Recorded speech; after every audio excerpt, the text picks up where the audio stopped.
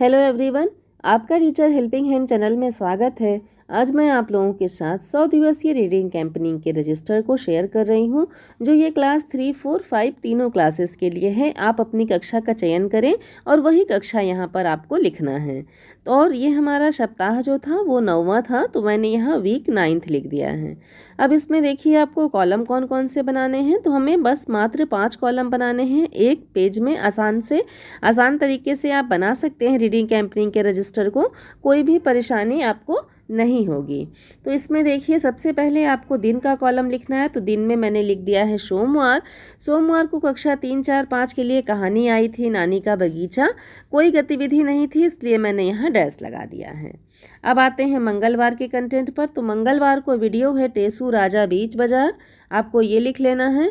कोई गतिविधि नहीं है, इसलिए मैंने यहाँ डैश लगा दिया है। बुधवार को कहानी है कहाँ गया पिचकू, और साथ ही साथ एक कविता है रेलगाड़ी। गतिविधि है स्कूल में चिड़ियाघर। तो इस तरह से आप बुधवार वाले कॉलम को अपना लिख लें, फिल कर लें। गुरुवार को वीडियो है मकड़ी की कहानी, और साथ ही साथ एक कविता है आह टमाटर। गतिविधि है नाटकीय खेल। आप इस तरह से लिख लें। शुक्रवार को है काइल्स रेड शूज, ये आपको लिखना है यहाँ पर। साथ ही साथ एक कविता है दो चूहे। गतिविधि है ठोस आकृति पहचान। शनिवार को वीडियो है वह हंस दिया। गतिविधि है जल की रानी, और कविता है जल की रानी। गतिविधि है अपना परिवार। तो इस तरह से आप लिख लीजिएगा। नेक्स्ट में देखिए हम लोग आते हैं अतिरिक्त गतिविधि में। अब अतिरिक्त गतिविधि जो कक्षा 3, 4, 5 तीनों के लिए आती है, तो उसके अंतर्गत इस सप्ताह की हमारी अतिरिक्त गतिविधि थी कविता पढ़ना। तो इसके अंतर्गत कक्षा में जो हम लोगों ने वर्क कराया वही यहाँ लिखेंगे। जैसा कि मैंने लिखा है कि इस गतिविधि के अंतर्गत बच्चों को प्रतिदिन कक्षा में कविता का सस्वर वाचन करवाया गया। बच्चों ने हाव भाव के साथ कविता को कक्षा में प्रस्तुत किया। तो ये हमारी अतिरिक्त गतिविधि हो गई। अब आते हैं हम लोग यहाँ बच्चों के द्वारा किए कार्य के विवरण में। जो बच्चों ने पूरे सप्ताह किया है उसमें अब हम लोग देखते हैं क्या लिखना है हम लोगों को। तो बच्चों के द्वारा किए कार्य, अब यहाँ रीड थॉन के अंतर्गत भी हमें अपने बच्चों को वर्क कराना है। तो यहाँ पर मैंने पॉइंट में लिखा है कि बच्चों ने प्रतिदिन कक्षा में कविता का सस्वर वाचन किया। ये हो गया।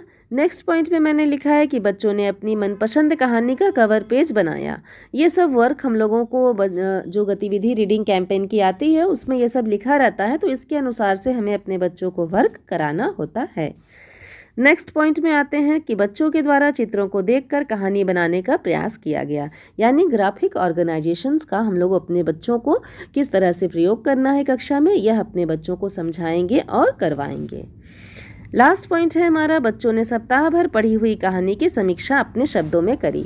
पुस्तकालय में जो हमारे बच्चे अपनी पुस्तकों को पढ़ेंगे, अपनी पसंद की पुस्तकों को पढ़ेंगे, तो सप्ताह भर बच्चों ने कौन सी पुस्तक को पढ़ा है। शनिवार के दिन हम लोगों को बच्चों को पढ़ी गई जो सप्ताह भर पढ़ी हुई पुस्तकें हैं उसकी समीक्षा बच्चे स्वयं से अपने शब्दों में करें। यह हमें कक्षा 3, 4, 5 तीनों क्लासेस के बच्चों को करवाना है।